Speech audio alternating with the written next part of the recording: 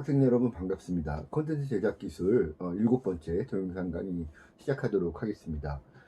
우리가 지난 시간에 기획적 사고에 대해서 같이 살펴봤었습니다.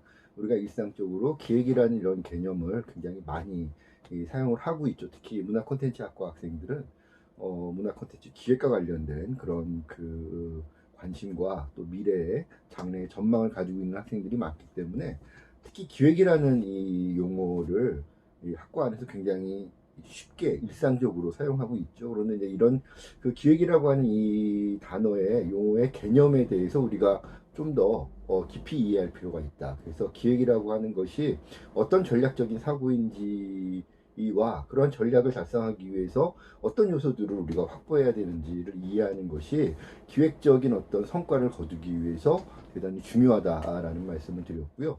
그래서 전략적인 그 사고로서의 기획이라고 하는 것은 기획적인 사고와 비기획적인 사고를 구분해 볼 때 기획적인 사고라고 하는 것은 목적과 의도가 분명해서 그러한 목적과 의도를 달성하기 위한 여러 가지 방향성이라든가 또 그 방향성으로 나아가기 위한 여러 가지 수단에 대한 고민을 하는 것을 우리가 기획적 사고다라고 살펴볼 수 있다라고 했습니다. 그래서 목적과 의도를 갖고 있는 사고인 것이냐, 그렇지 않은 사고인 것이냐가 기획적인 사고, 비기획적인 사고를 이렇게 나눠서 살펴볼 수 있는 기준이 될 수 있다는 것이죠. 그래서 이러한 그 목적과 의도를 달성하기 위한 사고로서 전략적 사고로서 기획이다라고 하는 행위를 우리가 생각한다면 우리가 어떠한 기획을 통해서 달성하고자 하는 바가 무엇일까를 분명히 가지고 있어야만 좋은 기획을 할 수 있다라는 것이죠. 내가 어디까지 성공한 예를 들면 뭐 기획적으로 뭐 대한민국의 3대 메이저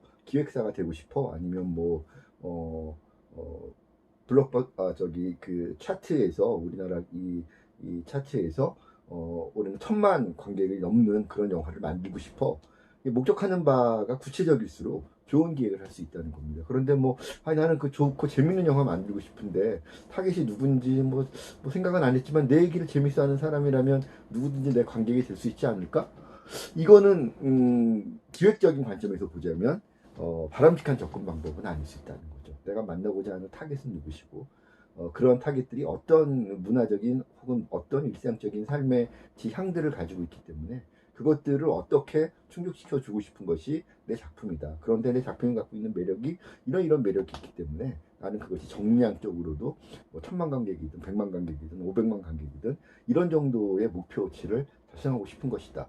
이런 것이 이제 기획적인 사고가 갖고 있는 구체적인 목적, 의도가 될 수 있는 것이죠. 그래서 의도와 목적이 구체적이고 분명할수록 좋은 기획을 할 수 있는 동기를 삼을 수 있다는 말씀을 지난 시간에 드렸고요.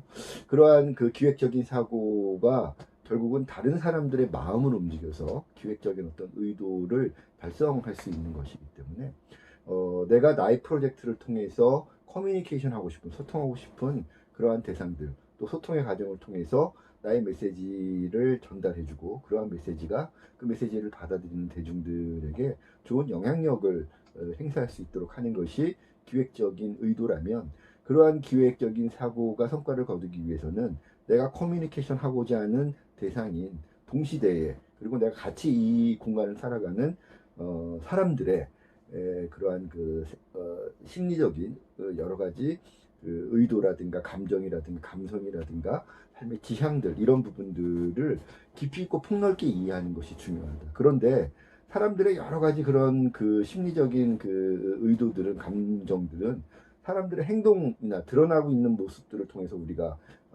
유추해 볼 수 있는 것인데 사람들의 감정이나 생각 혹은 어떠한 영역에 대한 욕구 같은 부분들은 활발하게 드러나 있는 영역에서 우리가 찾을 수 있는 것들도 많이 있는 것이죠. 그러나 좋은 기획을 위해서는 사람들의 그런 의도적인, 의식적인 영역에 있어서의 사고 이외에도 잠재되어 있고, 내재되어 있고, 드러나 있지 않고, 비의도적인, 그러한 그 사람들의 감춰져 있는 생각, 또 어떤 감정, 이런 것들을 이해하는 것이 굉장히 중요하다. 그래서 좋은 기획자가 되기 위해서 또 나의 프로젝트가 좋은 성과를 거두기 위해서는 뭐 그것이 뭐 설문조사가 되던 시장조사가 되던 환경조사가 되던 여러 가지 그런 현대적인 과학적인 기법들을 동원을 해서 사람들의 드러나 있지 않은 내재되어 있는 그러한 심리적인 측면들을 이해하기 위해서 노력하는 그러한 태도들, 그러한 또 시도들이 굉장히 중요하다라는 이야기를 우리가 지난 시간에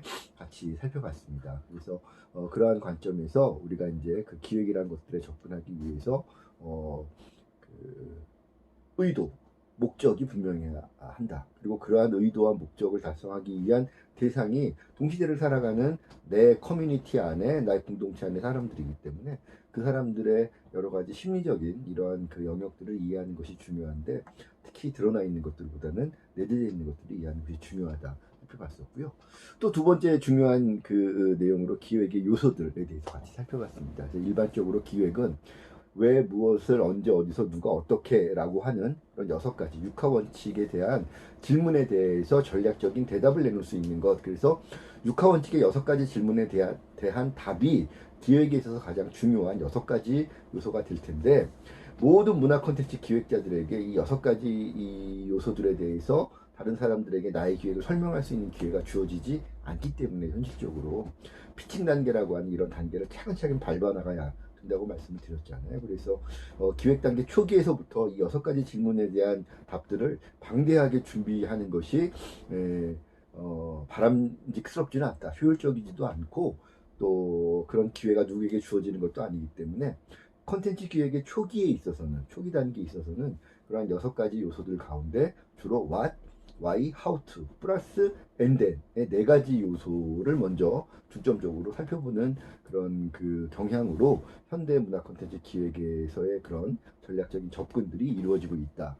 특히 what, why, how to 이 질문 가운데 why라고 하는 것이 굉장히 중요하다. 내가 왜 이 프로젝트를 추진하려고 하는 것인가에 대한 답이 되는 것이고, 또 한 측면에서는 내가 꼭 해야 된다고 믿는 이 컨텐츠가 왜 대중들의 마음을 사로잡을 수 있다라고 믿는 것이냐에 대한 답이 되는 것이죠. 그래서 이 Y라고 하는 것이 구체적이고 설득력을 가질 수 있어야만 what이라든가 how라든가 나머지 또 이제 6가지 질문들에 대해서 보다 설득력 있는 그런 답을 우리가 구할 수 있다. 그래서 프로젝트 출발의 동기가 되는 것이 Y라고 하는 질문에 대한 답이기 때문에 프로젝트 출발에 있어서는 Y라고 하는 영역에 대한 질문을 초기에 깊이 있게 고민하고 설득력을 가질 수 있도록 고민해 볼 필요가 있다는 말씀을 지난 시간에 드렸습니다. 그래서 이러한 기획적인 요소들을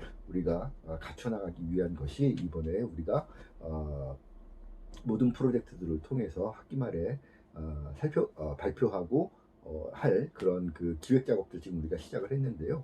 여러분들의 그런 모든 프로젝트에 있어서도 이러한 기획적인 요소들을 명료하게 만들어 나가는 과정이 우리 이번 학기 1학기 모든 그 활동의 취지이다라는 말씀을 다시 한번 강조하고 싶습니다.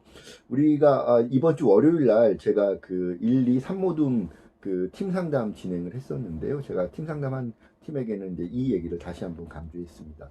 What, why, how to에 대한 질문을 집중적으로 준비해라. 그리고 그 중에서도 why라고 하는 영역에 대해서 이 프로젝트를 준비하는 그 각각의 모둠들이 자기 프로젝트의 why에 대한 그런 그 구체적인 명료한 답을 내놓을 수 있도록 준비해야 된다. 그러기 위해서는 시장 조사를 통해서 아까 우리가 살펴봤던 이 프로젝트와 관련된 사람들, 이 프로젝트를 통해서 내가 만나고자 하는 대상들, 그 타겟 오디언스들이 되겠죠. 그래서 그 집단들이 이 프로젝트에 관련해서 어떤 생각과 감성을 가지고 있는지, 어떤 니즈를 가지고 있는지 이런 것들을 파악하기 위해서 시장조사, 환경조사하는 것이 중요하다. 그런데 그런 것들에 있어서도 드러나 있는 어떤 이 내용들을 확인하는 것도 중요하지만 잠재되어 있는 어떤 그 감정이나 이슈들은 무엇이 있을까를 살펴보기 위한 시장조사가 되어야만 그 시장조사의 시사점이 각각 모둠들마다 준비한 프로젝트의 명료한 구체적인 Y의 요소가 될 수 있다라는 말씀을 제가 드렸는데요.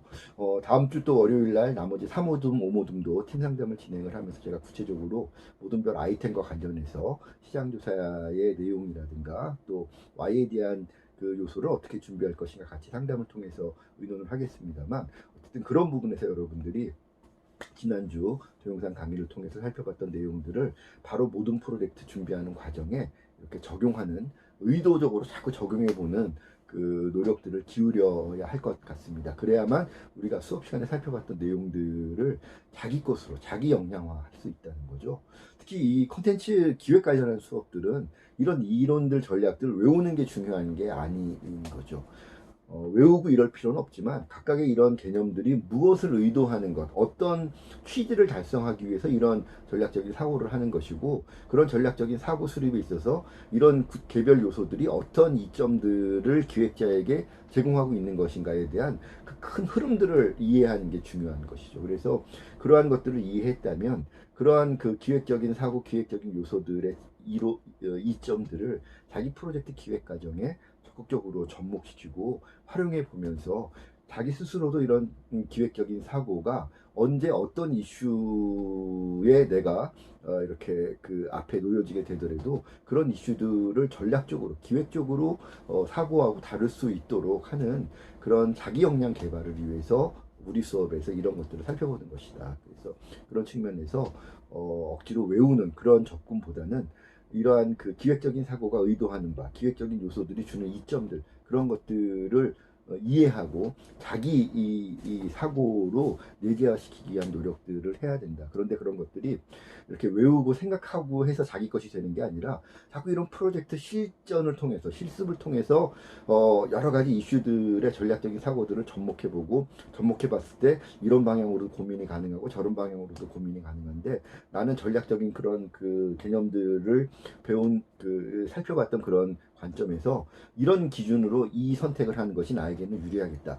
이런 것들을 자꾸 경험해보는 과정에서 전략적인 사고, 기획적인 사고들이 자기 역량화될 수 있다는 것이죠. 그래서 모든 프로젝트가 중요하다라는 겁니다. 프로젝트를 통해서 수업 시간에 배웠던 이론들, 전략들을 자기 것으로 만드는 것이니까. 실습을 하지 않고 경험을 하지 않으면 그냥 머릿속에 그 암기하는 걸로밖에 남지 않는다라는 거죠. 근데 암기한 것은 기말고사 보면 다 잊어져 버립니다. 여러분들 그런 거 많이 경험하죠. 1학년, 2학년, 3학년 때 많은 이론 과목들 들었을 텐데 중간고사, 기말고사 열심히 공부해가지고 답안지 딱 쓸 때는 정말 책 한 권을 진짜 딸딸 외울 정도로 공부를 해. 그런데 막상 기말고사 끝나고 나서 방학 지나고 나면 머릿속에 기억 납니까 안 납니까? 안 남는 것이 대부분이죠. 왜? 암기했기 때문에.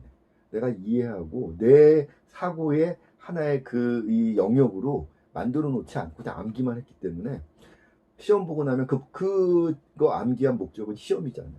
시험 보고 나면 시험의 목적을 달성했기 때문에 암기를 했던 이론들은 내 머릿속에서 사라지는 것이 아니라 저 밑에 이 중요하지 않은 기억들을 저장해 놓는 별도의 내 공간들이 있습니다. 그 공간으로 집어 던져져 버리는 것이죠. 그래서 그런 측면에서 여러분들이 지난 시간 그리고 앞으로 이제 남은 동영상 강의를 통해서 살펴볼 기획의 여러 요소들 억지로 암기하려고 하는 것이 아니라 이해하고 이해했던 내용을 모든 과제, 모든 프로젝트에 적용해보고 그 적용의 경험을 바탕으로 경험치를 바탕으로 나의 전략적 사고화할 것이 중요하다라는 말씀을 제가 다시 한번 강조를 드리도록 하겠습니다.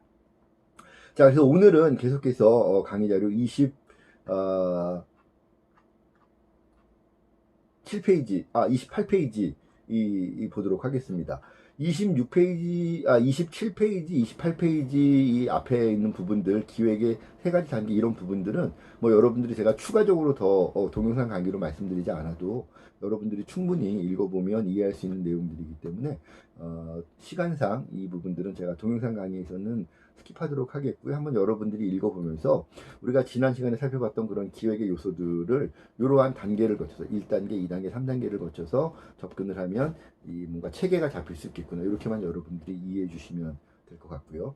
자, 오늘은 28페이지 아랫부분부터 본격적으로 살펴보도록 하겠습니다. 오늘 살펴본 내용들은 문화 콘텐츠 전략적 기획의 10가지 법칙이라는 내용으로 10가지의 기획적 사고의 프로세스를 같이 살펴보도록 할 텐데요.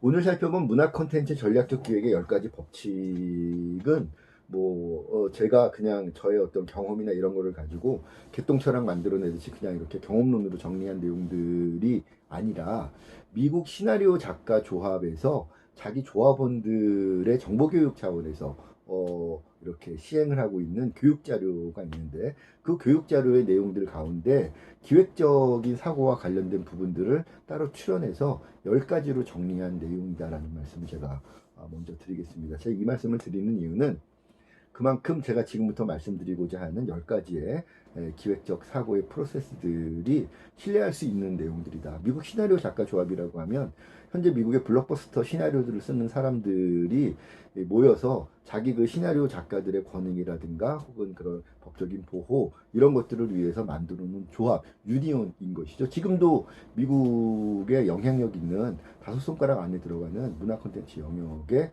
유니온 중에 하나입니다. 뭐 시나리오 작가 조합도 있고, 배우 조합도 있고, 감독 조합도 있고, 촬영 감독 조합도 있고, 또 방송 작가들은 따로 또 자기 조합이 있을 정도로 미국은 그러한 이 직능별, 영역별 조합들이 잘 결성이 되어 있는데, 이런 조합들마다 자기 그 조합원들의 권익을 보호하기 위해서 여러 가지 법적 자문이라든가 피해 구제 이런 것들 활동들도 중요하게 하지만, 또 하나 이러한 조합들이 중요하게 생각하고 있는 것은 각각의 자기 영역에 활동하고 있는 그런 조합원들이 크리에이터들 아니겠습니까? 뭐 시나리오 작가들이면 대표적인 작가 중에 하나고, 감독들도 작가들이고, 배우들도 아티스트들이고, 자기의 어떤 예술적인 역량들, 감수성들을 그 작품을 통해서 발휘해서 사람들에게 선택받고 해야만 이제 그 존재의 의미들이 만들어지는 그런 사람들인데, 이러한 그 크리에이터들이 자기 영역의 크리에이터로서, 작가로서 좋은 그런 역량을 발휘할 수 있게 하기 위한 그런 전문성을 갖춰주기 위한 교육 지원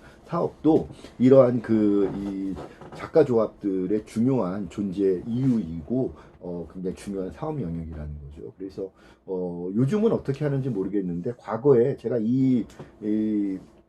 그 자료를 취득했을 때는 뭐 CD롬이라든가 이런 것이 아니라 두꺼운 그 매뉴얼북 같은 거를 조합원이 되면 제공을 해줬습니다. 이렇게 조합원 회비를 조합원 아무나 되는 것도 아니고 일정 기간 이상의 그런 작품 활동 경력을 인정받아야 되고, 또 그런 것들에 이제 여러 가지 추천을 통해서 조합원 신청을 하면 엄격한 심사를 거쳐야만 조합원 자격이 주어지고, 상당히 고액의 또 조합원 그 회비를 납부를 해야만 조합원으로 받아들여지는데, 그런 그 까다로운 조합원 자격을 획득하게 되면 또 그만큼 조합에서 제공해 주는 베네핏도 큰 거죠. 그 중에 하나가 이제 두꺼운 그런 매뉴얼 북인데, 그 매뉴얼 북에 보면 여러 가지 뭐 법률적으로, 경제적으로, 뭐 회계, 세무 뭐 이런 부분들에 대해서 이렇게 프리랜서들이니까 알아야 될 그런 내용도 굉장히 자세하게 설명이 되어 있는 파트가 있었고, 또 한 파트가 창작과 관련해서 좋은 시나리오 쓰기 위해서는 이런 거 준비해야 되고, 시나리오 쓸 때는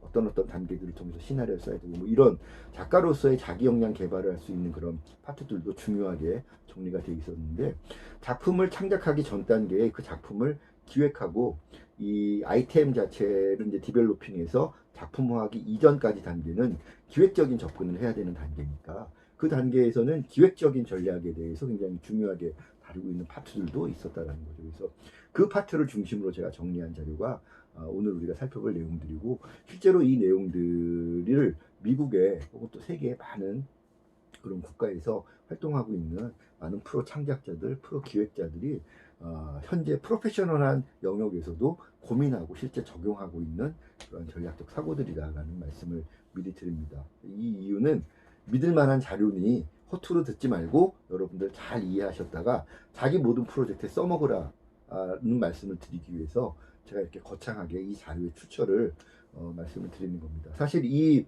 자료는 조합원이 아닌 사람들에게는 원칙적으로 공개가 안 돼요. 공개하지도 않고 있고, 이거를 막 그 허가 받지 않고 이렇게 그 활용을 하면 비조합원들의 경우에는 처벌을 받습니다. 그리고 조합원들 중에도 이 자료 유출한 사람들은 처벌받을 수 있어요. 그게 이제 조합원 그 규약에 나와 있는 내용들인데, 제가 이 자료, 저는 시나리오 작가 조합원은 아닙니까? 제가 이 미국 시나리오 작가 조합원 교육 자료를 취득한 경로는 이렇게 동영상 강의를 통해서는 말씀드릴 수가 없어요. 제가 만약에 강의실에서 여러분들 이제 수업하면서 이렇게 이 얘기를 하게 되면 지나가는 얘기니까 기록되지 않으니까 어떻게 누구를 통해서 어떻게 이렇게 말씀을 드릴 수 있는데, 동영상 강의는 증거가 남기 때문에 제가 그것까지는 말씀을 드릴 수 없지만, 어쨌든 그 믿을 만한 이러한 미국 시나리오 작가 조합이라고 하는 믿을만한 출처에서 믿을만한 교육 자료로 활용하고 있는 내용이다라는 말씀을 까지는 제가 드릴 수 있습니다. 자, 그러면 바로 이제 27페이지 문화 콘텐츠 전략적 기획의 10가지 법칙 첫 번째부터 하나하나 같이 살펴보도록 하겠습니다. 자, 첫 번째. 자, 보통 우리가 제가 이 자료를 얻은 게 벌써 꽤 오래전, 한 20년 전 얘기인데, 이때까지만 해도 콘텐츠 기획, 문화 대중예술 기획과 관련돼서는 어떤 전문 서적이라든가 자료집 같은 게 많지 않았었습니다. 근데 이제 최근 한 5, 6년 사이에 10년 이쪽 이렇게 넘어오게 되면서부터는 많지는 않은데 콘텐츠 기획과 관련된 그런 그 서적들이 심심치 않게 이렇게 등장을 하고 있더라고요. 근데 그런 책들을 살펴보면 보통 이렇게 전략적 문화 콘텐츠 기획에 있어서 첫 번째 단계에서 접근하고 이해해야 될 것 하면 보통은 소구 대상에 대한 얘기를 많이들 하는 경우들이 있습니다. 그래서 뭐 거의 대부분의 책들이 소구 대상의 이해가 기획의 첫 번째 단계이고 소구 대상을 이해하기 위해서 이런 노력들을 해야 된다는 얘기들을 많은 책들이 하고 있는데 사실 이 자료를 보면 첫 번째로 강조하고 있는 내용은 소구 대상이 아니라 그 전에 누구를 알아야 된다? 나 자신을 알아야 된다. 스스로를 알아야 된다라는 얘기가 첫 번째 단계에 나오는 거죠. Know yourself. 이 얘기가 나옵니다. 자, 이 얘기가 왜 나오느냐. 저도 사실은 처음에 이 자료를 보면서 스스로를 알아라? 이게 아니 자기 자신을 모르는 사람도 있나? 이런 생각이 얼핏 들기도 하더라고요. 근데 이제 자료를 쭉 이렇게 읽어보다 보니까 그럴만하구나라는 생각이 들었던 거죠. 무슨 얘기를 하고 있는 거냐면 콘텐츠 기획의 첫 번째 단계는 나 개인인 거죠. 개인으로서 나이구나. 혹은 뭐 현대 문화 콘텐츠는 개인 작업이 아니라 팀 작업으로 기획이라든가 창작들이 이루어지는 것이 이제 좀 더 보편적인 흐름으로 진행이 되고 있지 않나요? 그래서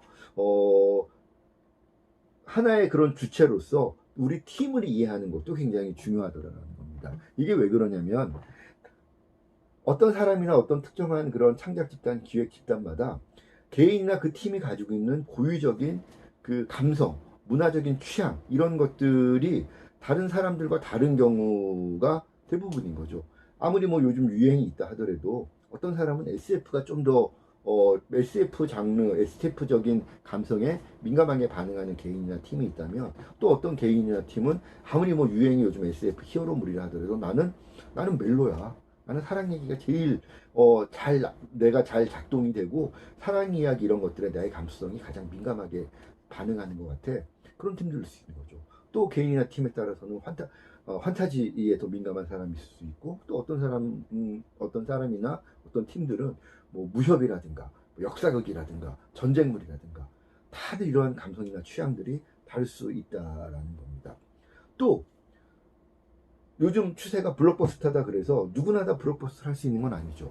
그런 감성적인 어떤 취향뿐만 아니라 현재 나나 우리 팀이 가지고 있는 이 기획과 관련된 역량들의 차이가 있을 수밖에 없다는 겁니다. 예를 들면 활용 가능한 지식이라든가 정보 또 업계에서의 여러 가지 인적 네트워크 이런 등등등등을 다 따져봤을 때 개인이나 팀마다 다들 이 차이가 있을 수 있다라는 거죠. 그래서 나의 역량이 현재 확보하고 있는 리소스의 정도를 정확하게 이해하는 것도 중요하다라는 겁니다. 왜? 아무리 유행이 어떤 트렌드로 흘러가는 게 있다 하더라도 그 팀이나 그 개인의 감성이 그 트렌드와 감성 쪽으로 교감하기 어렵다고 한다면 억지로 그 트렌드를 따라가려고 기획하는 것이 오히려 그 개인이나 팀에게는 독이 될 수 있다라는 거죠. 또 마찬가지로 내가 갖고 있는 역량의 정도가 이런 정도가 있는데 지금 블록버스터가 아무리 유행이라 한다 하더라도 내가 동원할 수 있고 내가 투자받을 수 있고 뭐 내가 활용할 수 있는 이런 리소스들이 안 된다. 억지로 따라가려고 하다 보면 뭐 우리 속담에도 뱁새가 황새 따라가려다 가랭이 찢어진다 이런 속담이 있듯이 무리한 기획을 하다가 기획 완성하기도 전에 중간에 주저앉을 가능성도 종종 있다는 겁니다. 또 내가 아무리 돈이 많더라도 문화 콘텐츠 이 영역에서는 내가 아무리 돈이 많더라도 예를 들면 요즘 제일 각광받는 감독이 봉준호다. 아무나 봉준호 감독하고 같이 기획자가 일할 수 있습니까? 안 되죠. 봉준호가 요즘 최고니까 난 무조건 봉준호랑 영화 찍을 거야.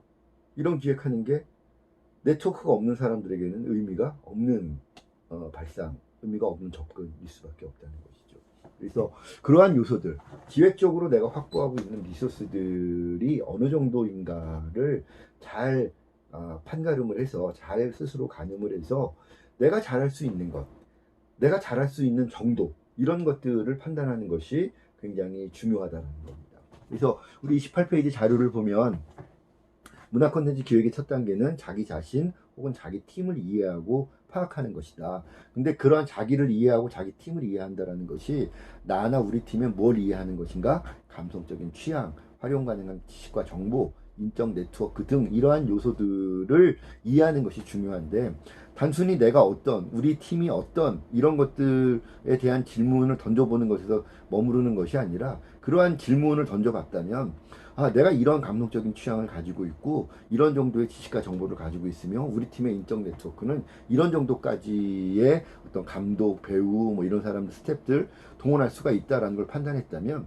이런 것들을 종합해 봤을 때 내가 혹은 우리 팀이 잘할 수 있는 것은 무엇일까라는 관점에서 자기 스스로를 분석하는 것이 필요하다라는 겁니다. 그래서 그러한 분석을 했다면 유행을 그냥 맹목적으로 따라가는 것이 아니라 유행을 선도하기 위해서 나를 파악하는 것이다 라고 하는 그러한 이 시사점을 얻을 수 있다라는 것이죠. 그래서 유행을 따라가서 미투 전략이라고, 요즘 미투 그러면 요즘은 여성운동 관점에서도 미투 얘기를 많이 하지만, 마케팅 관점에서 미투 전략은 2등 전략이라는 거죠. 그래서 2등 전략이라고 하는 것이 업계는 1등이 있지만 1등만큼 돈을 많이 못 벌어도 2등이라도 쭉 유지하면 시장에서 의미 있는 정도의 그런 이 혜택은 내가 얻을 수 있어. 이 전략이 이제 미투 전략인데, 사실은 일반적인 산업 영역에서는 2등 전략이 유효할 수 있지만 문화 콘텐츠 영역에서는 2등 전략의 메리트가 일반적인 산업 영역만큼 크지가 않습니다. 1등이 아니면 쉽게 잊혀지는 거죠. 히어로물 장르 시장에서 1등은 어느 회사입니까? 마블이죠. 2등은 DC죠. 근데 사람들의 마음속에 2등이니까 DC, 너 2등, 너도 대단하다? 이렇게 쳐줍니까? 아니죠. 마블 못 따라가는 DC. 이렇게 사람들 마음에 감성적으로 인식이 되어버리는 겁니다. 그래서 문화 콘텐츠 영역에서는 스스로를 잘 안다라고 하는 것은 스스로가 갖고 있는 감성적인 취향이나 여러 가지 정보적인 역량이나 혹은 인적 네트워크적인 역량이나 이런 것들을 내가 잘할 수 있는 것은 무엇인가라는 관점에서 분석해서 유행을 뒤따르기보다는 유행을 선도할 수 있는 그러한 판단을 내리기 위해서 자기 자신에 대한 분석을 하는 것이다 라고 하는 것이 첫 번째 지금 나와 있는 강의 자료 첫 번째 나와 있는 스스로를 알아라 라고 하는 명제, 첫 번째 프로세스인 거죠. 첫 번째 단계에 의미하는 바다, 이렇게 말씀을 드리고 싶습니다. 그래서 콘텐츠 기획에 있어서 가장 중요한 첫 번째 단계는 나를 아는 것, 우리 팀을 이해하는 것, 우리 팀이 뭘 잘할 수 있는 팀인가, 그리고 어떤 강점을 가지고 있는가를 잘 이해하고 있는 것이 중요하다라는 겁니다. 그래서 첫 번째, 스스로를 알아라 라는 이야기를 하고 있는 것이고요. 그러고 나면 이제 두 번째 단계로 비로소 소구 대상을 알아라, Know Your Target이라고 하는 단계로 넘어갈 수 있게 되는 것이죠. 그래서 콘텐츠 기획의 다음 단계는 소구 대상, 우리가 흔히 타겟 오디언스라는 용어를 많이 쓰는데요. 타겟 오디언스를 이해하고 파악하는 것이 이제 두 번째 단계 내용입니다. 그런데 이것도 쉬운 얘기는 아닙니다. 우리가 참 소구 대상 참 많이 얘기합니다. 마케팅 영역에서도 소구 대상 얘기를 타겟 오디언스 얘기를 많이 하고, 대중예술 기획 영역에서도 타겟 오디언스 얘기를 참 많이 하는데요. 타겟 오디언스 이해하고 타겟 오디언스 분석하라 그러면 대부분의 많은 팀들이, 특히 이제 스타트업 단계의 많은 팀들이 어떤 일들을 하냐면, 이제 인터넷에서 구글이라든가 뭐 이런데, 뭐 아니면 삼성경제연구소 이런데 들어가 갖고 이 여러 가지 이 논문이라든가 분석 보고서 이런 것들, 정책 보고서 이런 것들이 많이 나오잖아요. 우리나라 같은 경우도 뭐 콘텐츠진흥원 뭐 이런 데 가보면 장르마다 이런 동향조사 자료들, 뭐 백서들, 뭐 그다음에 통계 자료 이런 것도 쭉 매년 이렇게 업데이트 시키잖아요. 그런 거 열심히 검색합니다. 그래서 그런 거 열심히 읽어요. 또 뭐 이렇게 민간 경제연구소들, 삼성경제연구소, 뭐 LG연구소 뭐 이런 데에서 내보내는 대중문화와 관련된 그런 이 연구 보고서들 또 많이 구할 수 있습니다.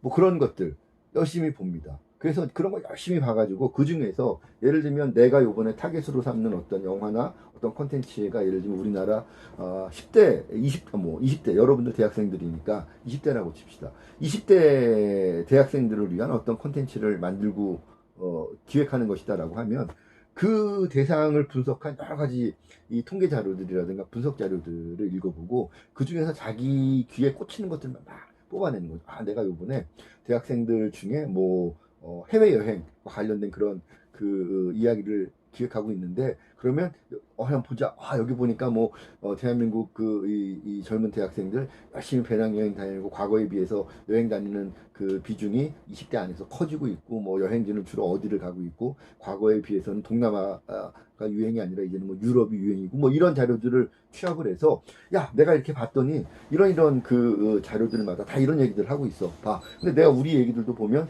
20대 대학생이 유럽에 배낭여행 가서 어떤 로망을 펼치는 얘기야. 봐. 이런 그 믿을 만한 정책 보고서가 20대 대학생들 이 층의 이 중요한 문화적 지향 중에 하나가 유럽으로 배낭여행 떠나는 거야. 라고 얘기하고 있잖아. 내 얘기가 그런 얘기야. 나 성공할 수 있어. 이렇게 이제 접근하는 경우들이 허다하더라는 거죠. 그런데 이러한 접근들이 어떤 맹점을 가지고 있냐면 우리가 지난 시간에 살펴봤던 중요한 거 사람들의 드러나고 있는 그런 의식의 측면뿐만 아니라 내재되어 있고 잠재되어 있는 측면들을 이해하는 것이 보다 중요하다고 얘기를 했는데 지금 그 방금 살펴봤던 그러한 접근 방법 인터넷 검색해서 나오는 많은 논문들이라든가 보고서들을 읽어보는 방식들은 드러나 있는 의식의 영역을 이해하는데 머무를 가능성이 크다라는 거죠. 왜?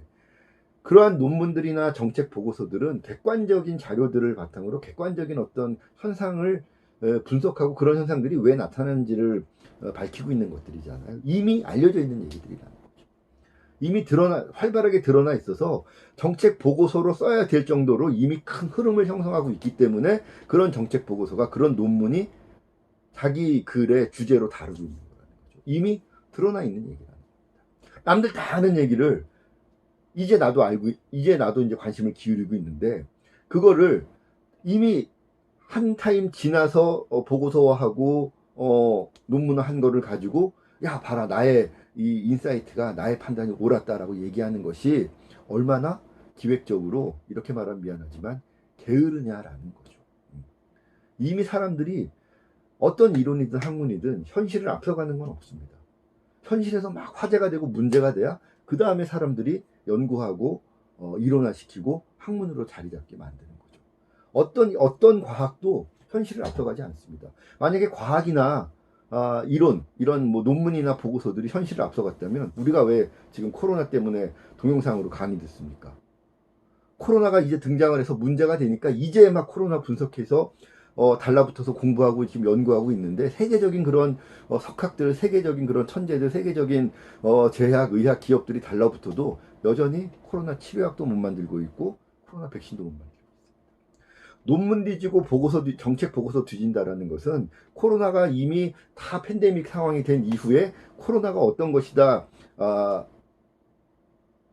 이해해서 나 지금 코로나에 대한 얘기 내가 지금 제일 처음 하는 건데 라고 이야기하는 것과 다를 바 없다라는 것이죠. 그래서 소구 대상층을 이해한다라고 하는 것은 그러한 그 이미 확인되어져 있고 이미 유의미한 어떤 그 영향력이 인정받고 있는 어떤 흐름에 대해서 분석적으로 통계적으로 접근하는 것만으로 그쳐서는 곤란하겠다라는 겁니다. 그럼 뭘 이해해야 되느냐? 소구 대상층에 이미 드러나 있는 어떤 현상들이 있다면 그러한 현상들이 그렇게 나타나고 있는데 그러한 현상의 이면에 그러한 현상들에 집착해야 되는 그 집단에 잠재되어 있는 욕구는 어떤 것인가에 대해서 한 번 더 고민해 볼 필요가 있다는 것이죠. 그래서 그런 것들을 접근해 봤을 때 예를 들면 해외여행 가서 20대들이 보이는 모습 보면 뭐 사진 찍고 먹는 거 인증샷 찍고 어디 관광지 앞에서 또 인증샷 찍고 뭐 이런 것들 막 올리니까 그런 것들을 통해서 분석을 해보면 20대들은 뭐 소비지향적이고 뭐 해외여행을 위해서는 아르바이트 열심히 해서 돈을 이렇게 자기 열심히 해서 돈 모은 것도 한번 해외여행을 위해서 거금 쓰는 거 아까우지 않는 소비 지향적인 사람들이고, 해외에 나가면 열심히 그런 인증사진 찍으면서 SNS를 통해서 커뮤니티 안에서 자기 자존감을 드러내려고 하는 그런 자기 정체성 확인의 욕구들이 강하다. 뭐 이런 얘기들 할 수 있겠죠. 근데 그런 얘기들은 내가 아니어도 주변에 많은 콘텐츠 기획자들이 그런 건 다 알고 있다는 겁니다. 그럼 우리에게 필요한 건 뭐야? 그런 것들을 떠나야만 하는, 또 그런 것들을 가서도 충족받지 못하는 그러한 욕구들은 무엇이 있을까? 이거를 한번 살펴볼 필요가 있다는 것이죠.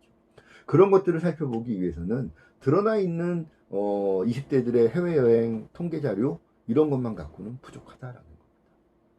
그래서 우리 강의 자료를 보면, 자, 소구 대상층의 라이프 스타일, 선호하는 트렌드, 인구학적 특성, 이런 외적 요소들을 이해하는 것은 어쨌든 출발점이 돼야 되는 거죠. 왜?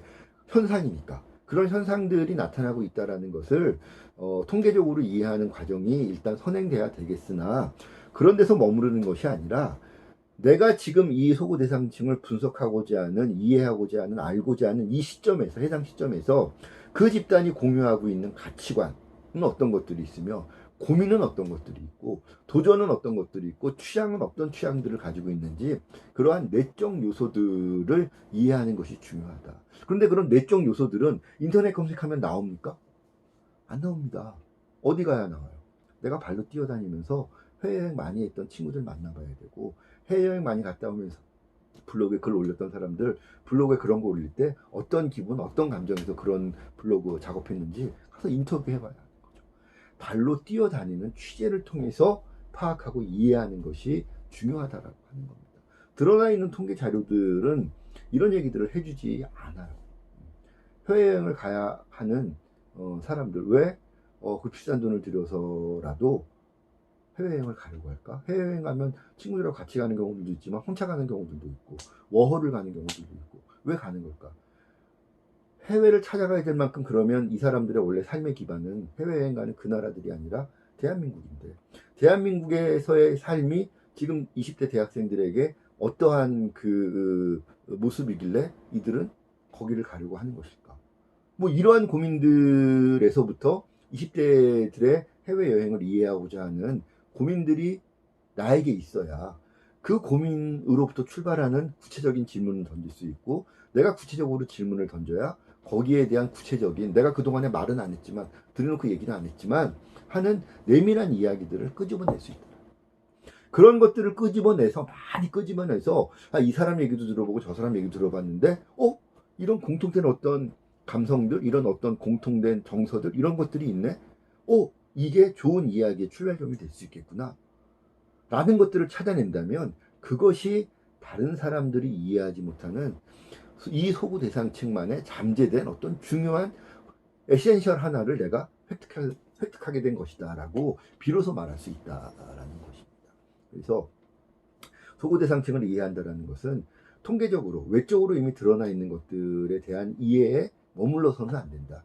일단 그런 것들을 통해서 드러나 있는 현상들이 어떤 현상들이고 어떤 특성을 갖고 있는 현상이라는 것들을 파악하는 것은 필요하지만, 드러나 있는 현상의 외적인 모습뿐만 아니라 그 이면에 깔려져 있는 흐름들을 살펴보는 것이 중요하다라는 겁니다. 이게 동영상 강의여서 이것과 관련된 사례들 제가 강의실에서 같으면 수업 시간이 이제 충분하니까 막 많은 이야기를 좀 제가 드리고 싶은 것들이 많은데, 동영상 강의라서 제가 이번 학기에는 그런 사례들 많이는 말씀을 못 드리지만, 2학기 수업에서 어차피 우리가 또 고민해야 될 내용들이니까 2학기 수업 때 한번 제가 이것과 관련해서 많은 이야기들을 좀 사례를 통해서 학생 여러분들과 나눠볼 수 있도록 하겠습니다. 하나 그냥 여러분들에게 던지고 싶은 사례는, 왜 지금 중장년층들은 미스터 트롯에 열광을 하면서 왜 이제서야 뒤늦게 2019년, 2020년도에 대한민국의 어머니 아버님도 우리 20대, 10대 청소년들과 같이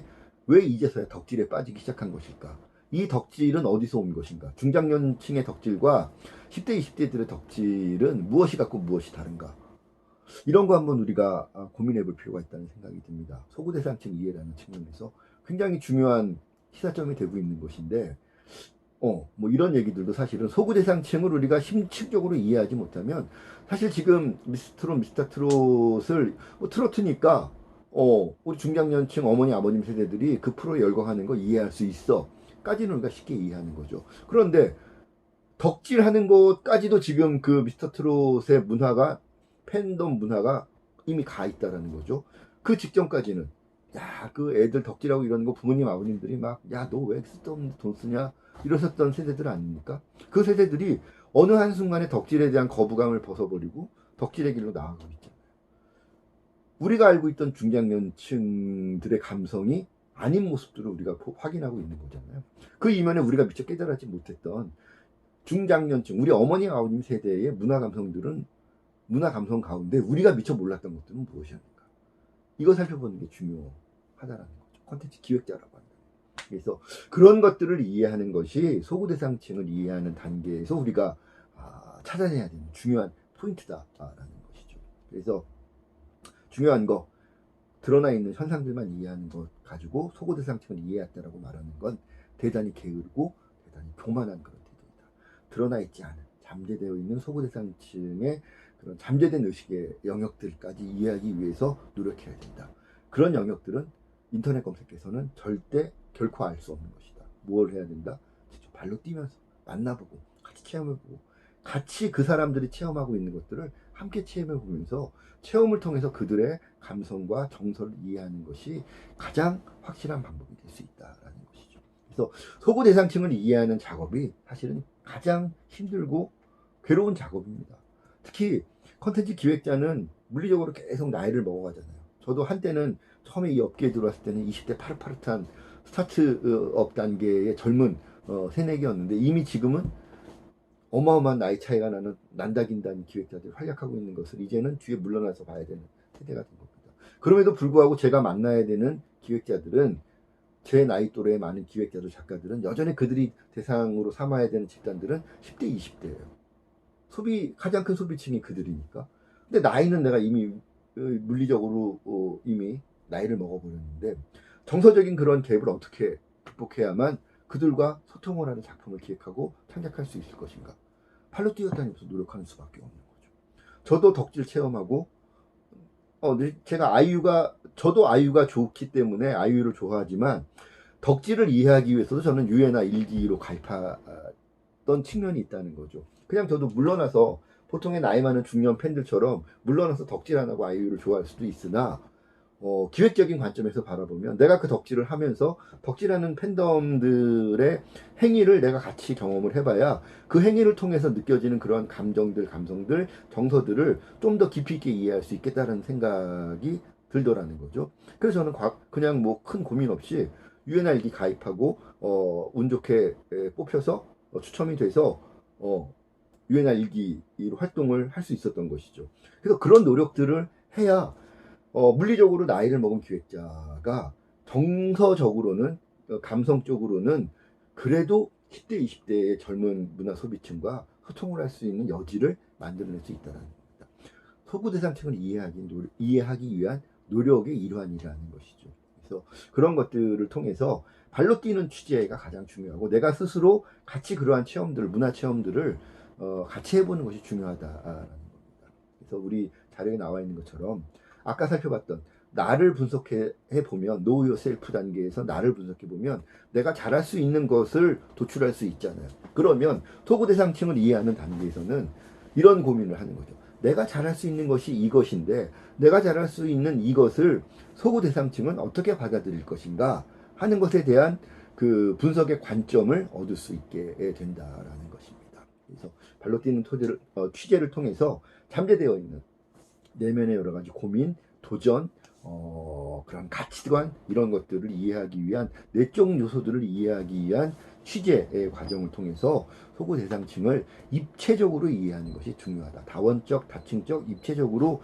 소구 대상층을 이해하는 것이 중요하지 선상으로 확인되는 몇 가지 측면만 가지고 그 층을 다 알았다라고 이렇게 자신하는 그러한 교만, 그러한 게으름 이런 것들은 기획자가 피해야 될 첫 번째 가장 중요한 금기 중에 하나다. 이런 말씀을 드리겠습니다.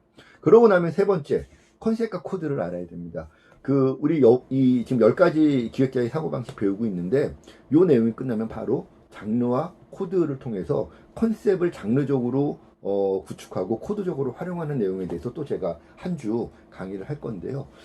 그때 이제 제가 좀 더 강조를 하고 자세하게 장르와 코드에 대해서는 말씀을 드리겠지만, 일단 오늘 단계에서는 나를 이해하고 소구 대상층을 이해했다면 그 다음 단계에서 내가 잘할 수 있는 것, 소구 대상층이 받아들일 수 있는 것을 이제 구체화시켜야 되는, 슬슬 구체화시켜야 되는 단계에서, 내 기획을 구체화시키기 위한 단계에서 가장 먼저 고민해야 될 요소가 바로 컨셉과 코드다라고 하는 겁니다.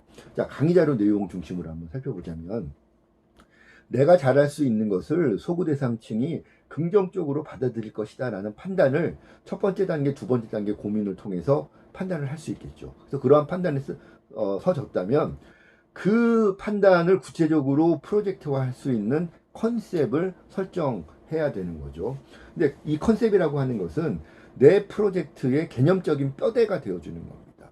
예를 들면 여러분들이 많은 이 영화 홍보 자료라든가 아니면 요즘은 아이돌들도 이렇게 새로운 신곡 갖고 등장할 때마다 이번 곡의 컨셉은요 라고 이렇게 설명을 하는 그런 경우들을 우리가 효음악 중심이나 이런 음중이라든가 쇼텐 이런 거 보면, 왜 이번 주에 새로 이제 컴백하는 아이돌들 이번 곡은 어떤 컨셉입니까? 막 얘기하는 이런 인터뷰들 많이 보셨죠? 그거 보면 이번 활동하는 곡의 개념적인 뼈대가 이겁니다라는 거를 설득하기 위해서 그런 컨셉이라는 하는 개념들을 가져다가 사용을 하는 거죠.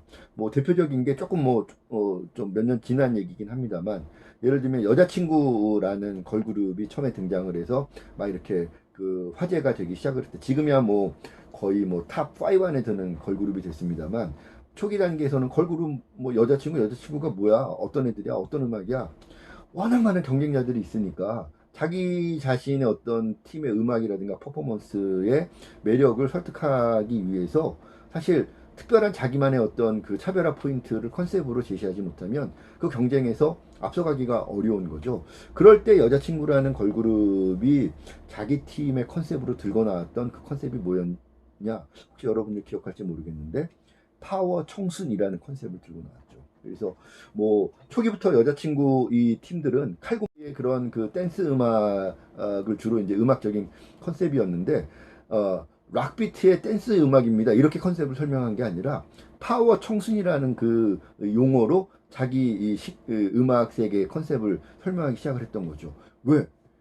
실제로 그 뮤직비디오들을 보던 아니면 무대를 보던 락적인 음악을 보컬적으로도 이렇게 잘 소화하는 것이 쉽지 않은데, 걸그룹 입장에서 그거를 이제 댄스를 이제 퍼포먼스적으로 구현해 주는 걸 봐도 굉장히 큰 이 동작들을 정말 칼군무로 구현하는 걸 보면서, 야, 저게 파워 청순이구나. 다들 여리여리하게 생기고 이렇게 몸집도 작고 이런 소녀 걸그룹 팀이지만, 구사하는 음악도 힘이 있는 파워 넘치는 락 음악이고, 퍼포먼스도 굉장히 이렇게 막 거의 야구장 가면 이 치어리더들이 하는 그런 큰 동작의 이 춤들처럼 그런 춤들을 추는데 굉장히 빠른 비트에 이 분절된 그런 퍼포먼스들을 보이고, 이런 것들을 보니까 이 친구들의 이 컨셉이 파워 청춘이라고 하는 것이 납득이 되는구나, 그 느낌들을 갖게 되는 거죠. 락 비트에 우리는 칼군무를 추구합니다 이렇게 설득하는 것보다 훨씬 더 파워 청순 이렇게 접근하니까 그 무대를 본 사람들은 훨씬 더 정서적으로 설득력 있게 그 컨셉들이 다가오게 되는 것이죠. 그런 접근이 여자친구의 경우에는 굉장히 좋은 컨셉을 도출해서 실제 자기의 활동에 적용시킨 사례다라고 볼 수 있는 거죠. 좋은 컨셉이 좋은 결과를 나타내게 된 사례 중에 하나다라고 볼 수 있는 것입니다. 그래서 바로 이런 것들처럼 내 프로젝트가 갖고 있는 차별화된 방향성을 개념화시키는 것이 컨셉이다. 여기서 중요한 거, 차별화가 돼야 된다. 차별화가 안 되는 컨셉은 컨셉이지만 좋은 컨셉이 아닐 가능성이 높다라는 거죠. 다른 사람들이 이미 많이 해먹었음직한, 이미 많은 팀들이 하고 있는 것 같은 이런 컨셉들은 아무리 그게 음악적으로 완성도가 높고 퍼포먼스적으로 완성도가 높아도 컨셉 측면에서는 그렇게 매력적이지 않은 팀들도 부지기수로 우리가 보는 거죠. 매년 40팀에서 50팀의 걸그룹 아이돌 그룹들이 시장에 나오는데, 올해는 코로나 때문에 그렇지 않습니다만, 우리가 연말에 기억하는 그 팀들은 몇 개 팀이나 됩니까? 몇 팀 안 되는 거죠. 정말 여자친구 정도만 되면 정말 몇 안 되게 성공한 사례들입니다. 15세 데뷔를 해서 올해 20살이 된 에이프릴의 진솔 같은 친구들, 안타깝죠. 뭐 나름대로 어느 정도 성장을 했습니다만 여자친구랑 같이 데뷔를 했는데 여자친구님이 저 앞에 가고 있고 에이프릴은 많이 못 가고 있어요. 근데 사실은 에이프릴 정도만 돼도 부러워하는 팀들이 많죠. 그 전에 뭐 소나무라든가 CLC라든가 이런 팀들은 보면 CLC는 그래도 에이프릴 정도까지는 올라갔다고 보겠구나. 그래서 뭐 소나무라든가 뭐 이런 팀들 많이 있잖아요. 예전에 뭐 이렇게 데뷔할 때는 막 화제를 갖고 등장을 했는데 어느 시점이 됐더니 방송에 잘 나오지도 않고 어느 날 봤더니 팀마다 개인 활동하고 있고 누구는 뭐 빵집 하고 있고 누구는 카페 하고 있다 그러고 뭐 이런 팀들 부지기수 많습니다.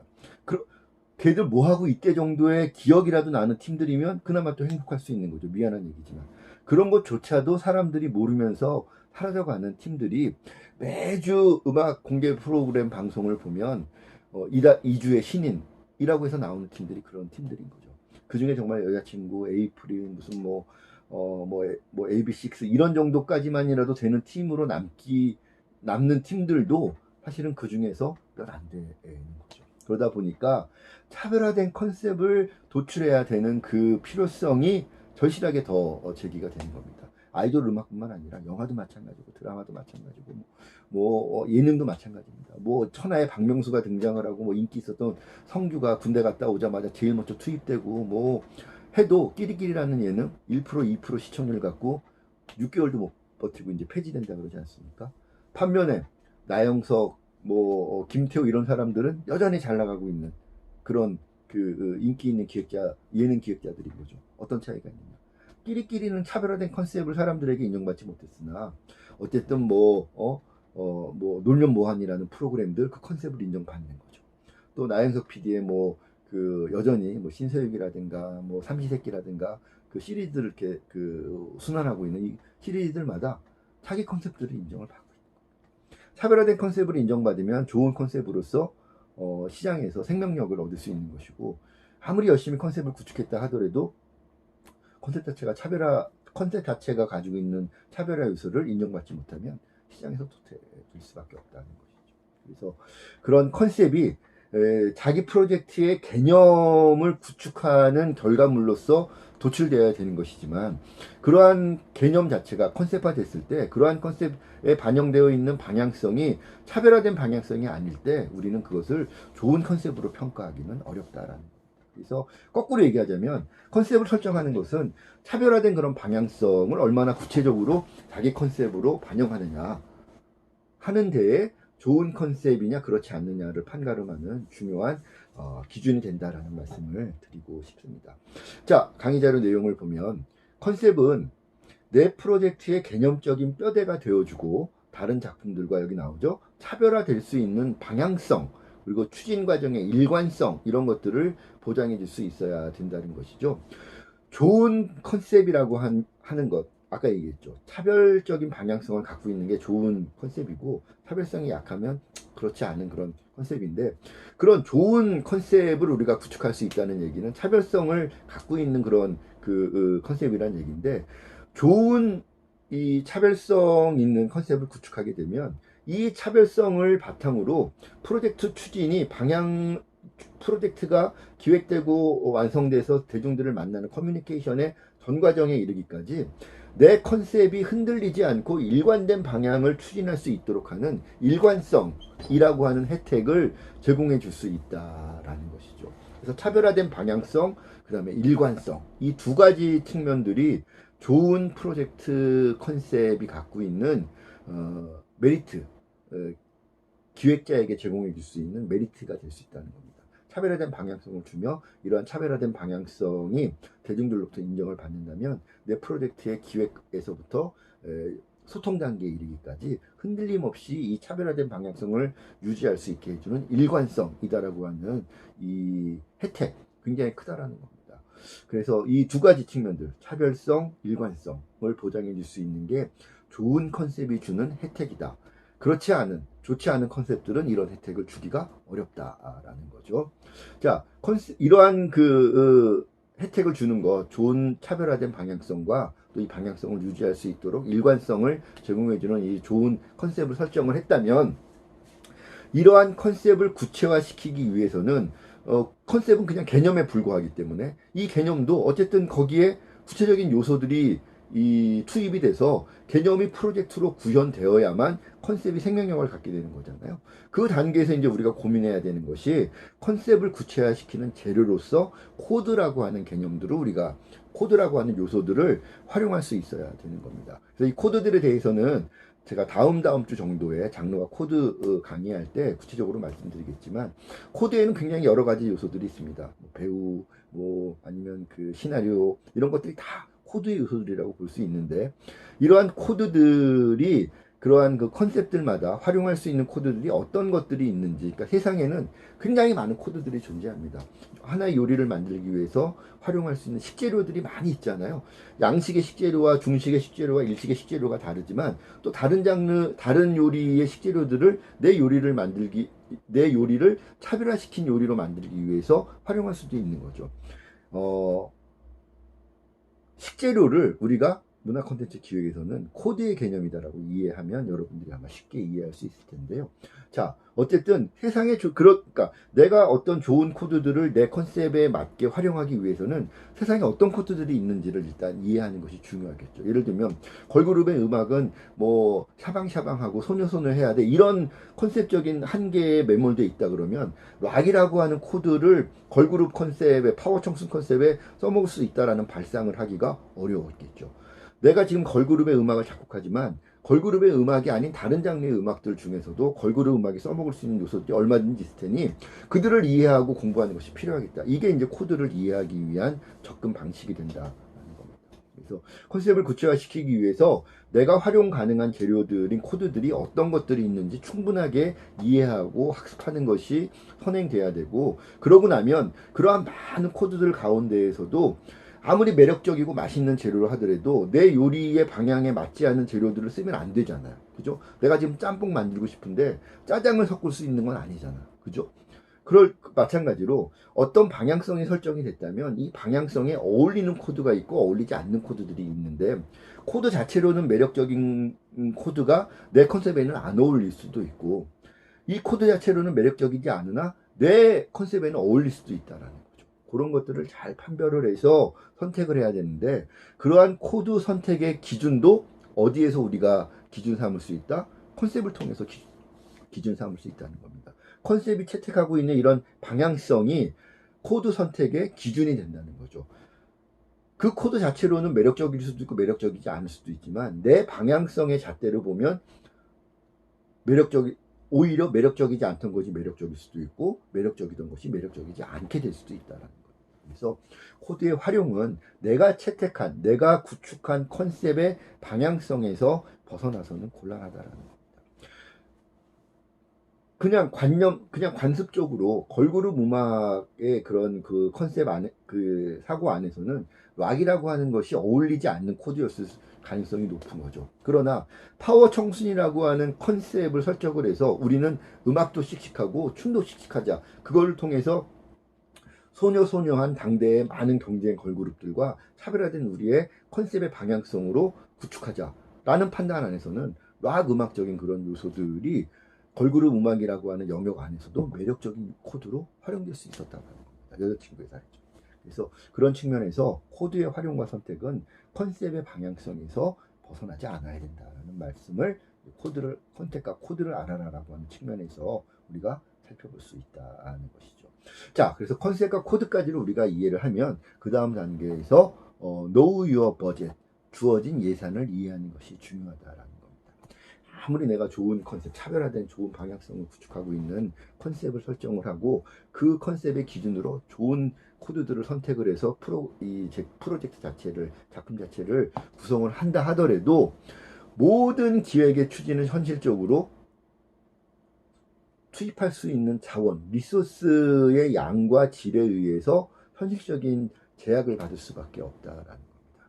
그래서 이런 모든 기획의 추진은 예산의 지원이 이루어지지 않는다면 뭐 금전적인 예산이든 물질적인 예산이든 혹은 네트워크적인 그런 예산이든 어쨌든 이러한 자원의 지원이 자원의 투입이 이루어지지 않는다면 무용지물인 거예요. 내가 아무리 파워 청순의 그런 이 컨셉을 잘 세팅을 해놓고 연습생들 중에 고르고 골라서 6명의 여자친구 멤버들을 딱 갖춰놨다 하더라도 내 컨셉에 맞는 음악을 만들어줄 작곡가를 섭외할 예산이 없고 그 음악을 퍼포먼스적으로 완성시켜줄 수준 높은 퍼포먼스를 완성시켜줄 안무가를 동원할 수 있는 그런 금전적인 혹은 인적 네트워크적인 측면의 리소스가 나에게 없다면 파워 청순의 컨셉을 정말 내가 의도하는 바에 가장 가까운 수준으로 구현한다라는 게 어려울 수밖에 없다. 그래서 이 단계에서 중요한 것, 콘텐츠 기획자들도 예산의 이 한계를 정확하게 내가 지금 확보하고 있는 예산은 어느 정도이고 당장 내가 지금 확보하고 있지는 않지만 내가 갖고 있는 어떤 금융적인 신용도라든가 혹은 내 주변의 네트워크를 통해서 내 이 기획을 알아주고 투자해 줄 수 있는 투자자들을 모을 수 있는 이런 능력까지를 고려해서 미래에 확보할 수 있는 예산의 범위는 어디까지인가 이거를 정확하게 아는 게 중요한 거죠. 지금 내가 이만큼을 갖고 있는 거 첫 번째 이해를 해야 되고 지금 당장은 내가 가지고 있지 않지만 나의 여러 가지 작업을 통해서 미래에 투자받거나 조달할 수 있는 자원은 어디까지인가 이 두 가지 영역에 대한 고민을 객관적으로 판단을 내려서 사용 가능한 활용 가능한 예산의 범위를 딱 인식을 하고 세팅을 해놔야만 구체적인 프로젝트의 추진이 가능해진다라는 겁니다. 그래서 확보하였거나 미래에 확보 가능한 예산 범위를 분명히 한 후에 그 예산의 범위 안에서 기획과 집행이 이루어져야 된다라는 말씀을 드리고 싶습니다. 그 과거에 우리나라 문화권 대중예술 영역에서 사실 우리나라 사람들은 이제 그런 이 사고의 특성들을 하나 갖고 있는 게 뭐 일반적이라고 볼 수는 없지만 예를 들면 예술 영역이나 학문 영역에 활동하시는 분들 가운데는 어떤 분들이 예전에 많았냐면 돈 한두 푼 밝히면 그거 갖고 따지면 뭐라고 하는 사람들이 많았어요. 야 우리 예술하는 사람들이 우리 학문하는 사람들이 어디 뭐 돈 한두 푼 그렇게 쫀쫀하게 왜 그러고 있어. 야 가 먹어. 야 그거 써. 오늘 막 사람들 이렇게 집합했다가 야 오늘 좀 기분이 안 그런 것 같으니까 오늘은 촬영 접어 가서 우리 저기 계곡에 가서 백숙이나 먹으면서 단합대회 하자. 그런 분들이 예전에는 굉장히 많이 계셨던 거죠. 뭐 한편으로 보면 우리나라 사람들 고유의 어떤 정 뭐 이렇게 좋게 생각할 수도 있는데 사실 현대의 고도화된 산업화의 이 길을 걷고 있는 현대 대중 예술 산업의 관점에서 바라보면 예산 관리라는 측면에서는 굉장히 근대적인 그런 방식일 수밖에 없었다는 겁니다. 그래서 사실은 우리나라가 2000년대로 넘어서는 그 무렵까지도 사실은 그런 예산 관리를 투명하게 타이트하게 하려는 선진기법을 도입하려는 분들과 과거의 방식, 야 예술계는 그런 거 아니야. 돈 갖고 한두 푼 갖고 그러면 사람들 마음 잃고 사람들 마음 잃으면 좋은 작품 못 만들어. 이런 그 두 주장을 하시는 그룹들 간의 충돌들이 사실은 있었습니다. 근데 지금은 이제 많이 시대가 많이 바뀌어서 대기업들이 많이 이 업계에 들어오고 또 많은 이 투자처들이 과거에는 토착 자본들이 이 대중예술계 토착 자본들이 주 투자자들이었다면 지금은 뭐 금융권이라든가 펀드 이런 쪽에서 투자들이 많이 들어오다 보니까 그런 쪽하고 일하기 위해서는 자금 관리 투명하게 안 하면 바로 문제가 됩니다. 그래서 그러다 보니까 최근에는 이제 우리 대중예술계도 문화 콘텐츠 산업계도 예산 관리를 투명하고 과학적으로 하는 그런 것들이 이제 자리를 안착을 하고 있어서 요즘은 이제 그런 분들을 많이 이렇게 예전처럼 정으로 예산 관리하시는 분들을 많이 찾아볼 수는 없습니다만 어쨌든 그럼에도 불구하고 돈 관리를 너무 이렇게 꼼꼼하게 하면 좋지 않게 보는 그런 흐름들은 뭐 알게 모르게 남아있는 것 같습니다. 그러나 예산 관리 중요합니다. 예산 관리 잘못하면 현실적으로 3회차 안에 찍어야 될 거 4회차, 5회차 가다 보면 그것 때문에 뒷부분에 정작 중요한 장면들 못 찍는다거나 이런 일도 허다하게 지금도 예산 관리 잘 못하는 팀들의 경우에 작품 잘 안 된 그런 경우들 보면 예산 관리도 중요한 원인 중에 하나인 경우들 많이 발견할 수 있습니다. 특히 문화 콘텐츠 프로젝트들의 경우에는 돈 문제뿐만 아니라 시간 관리를 잘못해도 예산 관리가 망하는 경우들을 종종 발견할 수 있습니다. 왜? 문화 콘텐츠 프로젝트들은 시간 단위로 비용들이 책정되는 경우들이 많기 때문에 예를 들면 우리가 영화를 한다. 그러면 영화 현장에 나가는 스태프들이 계약을 할 때 촬영 나가는 횟수에 따라서 계약을 합니다.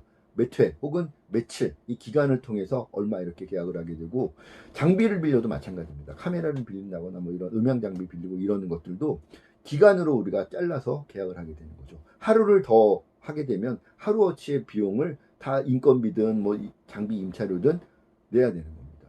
그래서 시간 관리를 잘못하면, 예를 들면 처음에 계획 짤 때는 정말 꼼꼼하게 이렇게 잘 계획 짜놓고도 일정 관리 제대로 못 해가지고 이렇게 제작 기간이 늘어나는 것 때문에 지체가 되면, 그 지체된 만큼, 시간이 지체된 만큼 다 그것이 금전적인 비용으로 따라붙게 된다라는 것이죠. 그래서 대중예술 분야의 컨텐츠 프로젝트들의 경우에는 소요되는 시간들이 그대로 비용이 되기 때문에 예산 관리라고 하는 것, Know Your Budget이라고 하는 이 개념 안에는 타임 스케줄링에 대한 부분들까지, 타임 매니지먼트에 관련된 부분들까지도 포괄한 개념으로 우리가 이해해야 된다. 그래서 예산 관리와 함께 일정 관리를 세심하게 해야 된다. 프로듀서의 중요한 역할 중에 하나는 작품적으로 좋은 컨셉과 코드에 관련된 그런 그 아이디어한 영역에 대해서도 차별화된 역량을 갖고 있어야 되지만, 또 한편으로 동시에 시간 관리, 예산 관리를 타이트하게 할 수 있는 역량도 기획자에게는 같이 요구되는 그런 역량이다라고 하는 부분들 여러분들이 이해하셔야 될 것 같습니다. 그래서 네 번째, Know Your Budget이라고 하는 부분들, 아울러서 일정 관리, 타임 스케줄링, 타임 매니지먼트 같이 여러분들이 예산 관리와 같은 범주 안에서 고민해야 된다는 말씀 드리는 것이고요. 그러고 나면 다섯 번째, something new를 찾아라. Find your something new에 대한 그런 그 이야기가 다섯 번째로 나옵니다. 자, something new라는 이 개념을 요즘은 문화 콘텐츠 영역에서 많이 쓰는, 예전처럼 많이 쓰지는 않는 것 같아요. 그래도 something new라는 말을 여러분들이 처음 들어보지는 않았을 거라는 생각이 듭니다. something new, 한 80년대, 90년대에는 엄청나게 이 용어를 많이 썼었는데, 요즘 뭐 그냥 차별화 요소 뭐 이런 식으로 많이 이렇게 얘기를 하지만, 그래도 something new에 대한 이 용어 자체를 아예 안 쓰는 건 아니어서 아마 여러분들도 많이 들어보셨을 거라는 생각이 드는데, 자, 이 something new라고 하는 거는 뭐 그냥 단어적으로 해석을 하면 특별한 어떤 것이 되겠죠. 뭐 새로운 어떤 것, 특별한 어떤 것, 우리가 이렇게 해석할 수가 있을 텐데, 자, 아까 얘기했던 차별화된 방향성을 갖춘 좋은 컨셉, 차별화된 문화 콘텐츠를 기획한다라는 개념이겠죠. 차별화된 문화 콘텐츠를 기획하기 위해서는 something new의 확보가 필수적이다라고 하는 겁니다. 왜 something new가 필수적이냐? 문화 콘텐츠의 재미와 감동 측면에서 우리가 문화 콘텐츠를 접근을 하다 보면, 아무리 완성도가 높다 하더라도 그 중에 뭔가 특별한 거 한 요소가 번뜩여서 그것에 눈길이 가지 않으면, 나머지 그 완성도 높은 나머지 이 프로젝트의 요소들에 눈길이 가지지 않는다라는 거죠. 미처 그 작품에 반영되어 있는 그런 높은 완성도를 사람들이 눈길을 줘야 되는데, 뭔가 눈길을 끌어모으는 번뜩이는 무언가가 있어야 사람들은 비로소 그 번뜩이는 것 때문에 눈길을 주었다가, 이렇게 한번 눈길을 끌려서 저걸 봤는데 정말 이 완성도 뛰어나네, 이런 경로로 대중들이 대중문화 콘텐츠를 선택을 하고 커뮤니케이션에 나서더라라는 겁니다. 아까 얘기했던 것처럼 여자친구라고 하는 그룹이 파워 청순이라는 컨셉을 갖고 나왔는데, 그 단어 파워 청순이라는 단어도 something new가 될 수 있는 거죠. 아니, 걸그룹이 나와서 자기 음악, 자기 팀을 설명을 하는데 파워 청순이라고 설명을 하네? 저게 무슨 뜻일까? 되게 재밌는 말이네? 이것도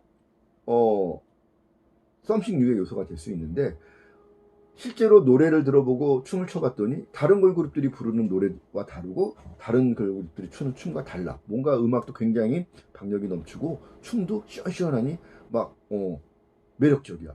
그게 something new가 되는 거죠. 다른 걸그룹과 달리 파워 넘치는 안무, 파워 넘치는 음악, 이게 여자친구의 something new가 되는 겁니다. 그 컨셉을 1집부터 지금 뭐 6집인가요? 쭉 밀어붙이고 있는 거죠.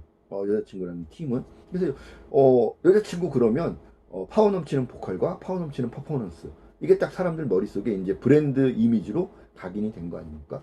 something new를 매력적으로 확보를 했기 때문에 이러한 장기간의 커뮤니케이션을 유지할 수 있는 팀으로 올라서게 된 되었다라는 것이죠. 그래서 콘텐츠가 아무리 완성도가 높다 하더라도 그 콘텐츠가 갖고 있는 재미와 감동이 특별한 어떤 썸씽류의 요소로 결집돼서 대중들에게 딱 제시되지 않는다면 그 완성도 높은 나머지 부분들을 대중들에게 설득하고 할 수 있는 그 공간들을, 그 여유가 공간이 제공되지가 않는 것이 현대 문화 콘텐츠 산업의 경쟁 환경이라는 겁니다. 워낙 많은 팀들이 경쟁하고 있고 워낙 많은 아티스트들이 경쟁을 하고 있기 때문에 완성도, 노래 잘 부르고 춤 잘 추는 것만 갖고는 않는다는 거예요. 그 중에 포인트가 되는 후크가 뭐냐, 포인트가 되는 포인트 안무가 뭐냐, 그게 매력적이어야 나머지 완성도도 평가받을 기회를 얻을 수 있다라는 겁니다. 그래서 문화 콘텐츠와 재미와 감동 측면에서 썸씽 뉴가 없다면 대중들의 선택을 받기가 그래서 어렵다라고 강의자료에 이렇게 나와 있는 거죠. 그리고 마케팅적인 측면에서도 썸씽 뉴의 요소가 가미되어야만 그 마케팅 캠페인이 성과를 거둘 수 있는, 효과를 거둘 수 있는 가능성이 그만큼 높아지더라라는 겁니다.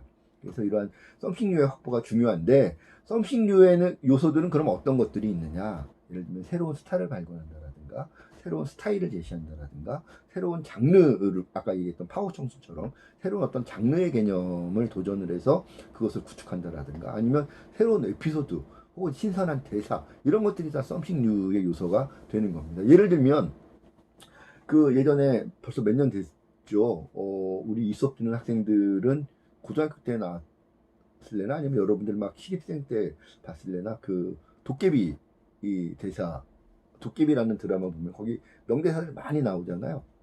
그런 명대사들, 대사 하나하나가 썸씽 뉴가 되는 겁니다.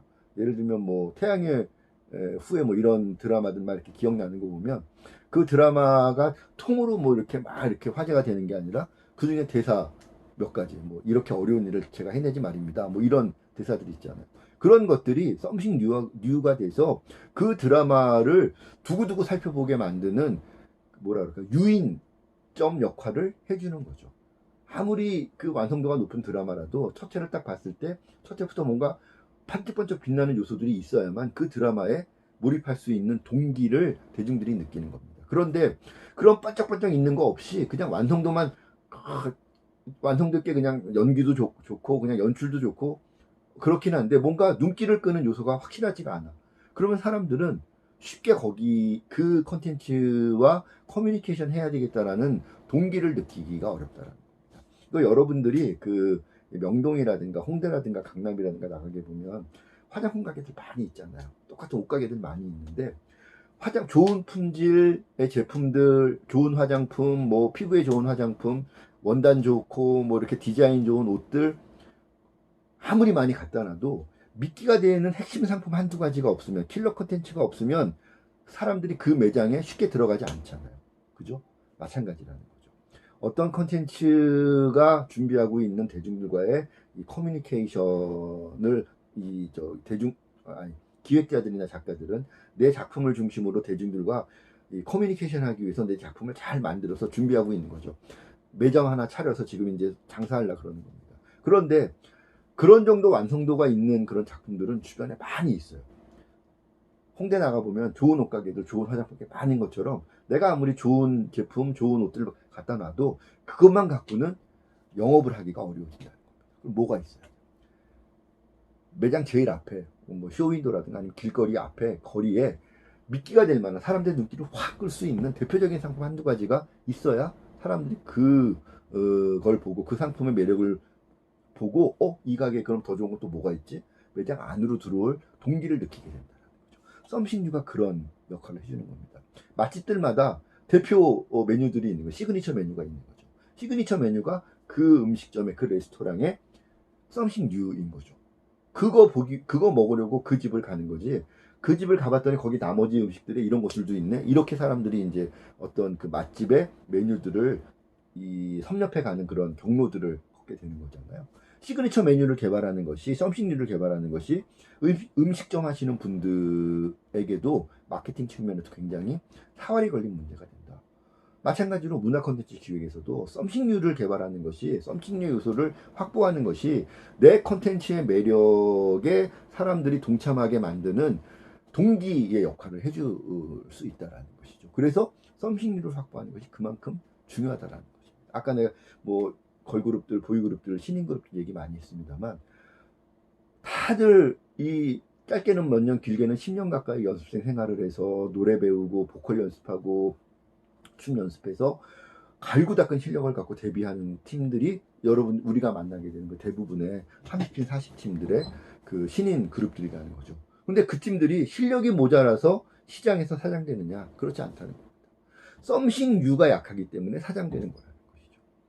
뭔가 춤 하나가 특별한 게 없었다라든가 뭔가 이 노래 이 멜로디나 이런 측면에서 뭔가 귀에 확 꽂히는 후크의 그 마디가 약했다라든가 이런 이유 때문에 선택받지 못하는 것이지 보컬이 약하기 때문에 춤을 못 추기 때문에 선택받지 못하는 경우는 많지 않다는 겁니다. 요즘은 적어도 방송 데뷔까지 나올 정도의 팀들이라면 정말 갈고 닦아서 벼르고 별러서 회사들마다 내놓는 팀들이기 때문에 완성도 면에서 약하기 때문에 사람들에게 이렇게 그 평가를 들받는 팀들은 상대적으로 많지 않다.